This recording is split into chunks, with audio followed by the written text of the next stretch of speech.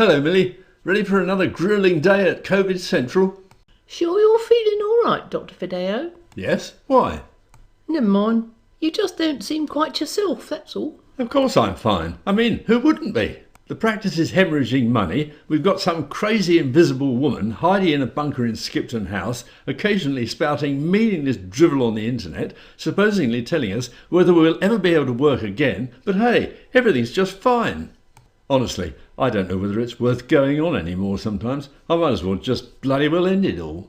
Don't you think that's a bit over the top, Millie? No, can't be too careful, you know. But don't you think it might be a bit off-putting for the patients? What patients? We're not supposed to be seeing any. I just answered the phone. So what's the point of... Oh, never mind.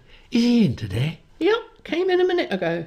Didn't ask him what for, but he seemed very depressed, even talking about topping himself, I think. No, he'd never do anything like that.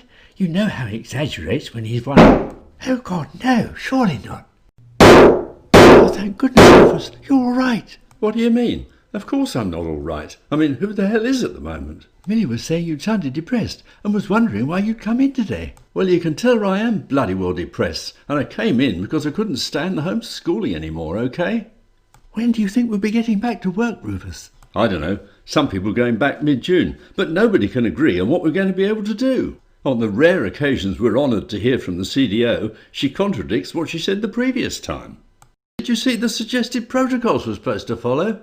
Patient phones up, but we can't just give them an appointment. Oh no, we have to carry out a pre-appointment assessment and send them a load of bloody forms to fill in. Then, instead of giving them an appointment next week, because we can only see 6 patients a day instead of 30, the appointment's in 5 weeks, by which time all the fucking forms they've filled in previously are out of date. Have the fuckwits who drew this up any idea how a practice works?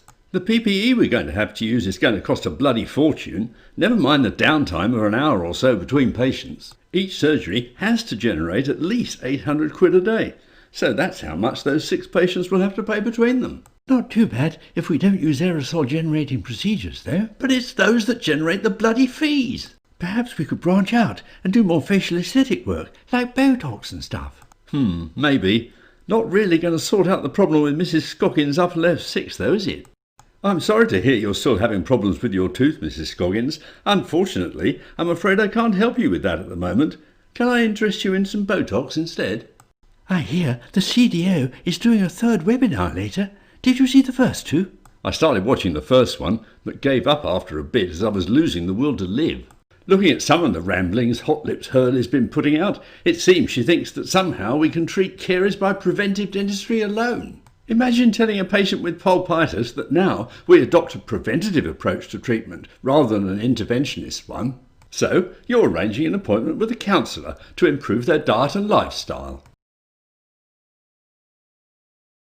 Good afternoon, everyone. My name is Sarah Hurley, Chief Dental Officer and Supreme Commander for Strategy relating to COVID-19.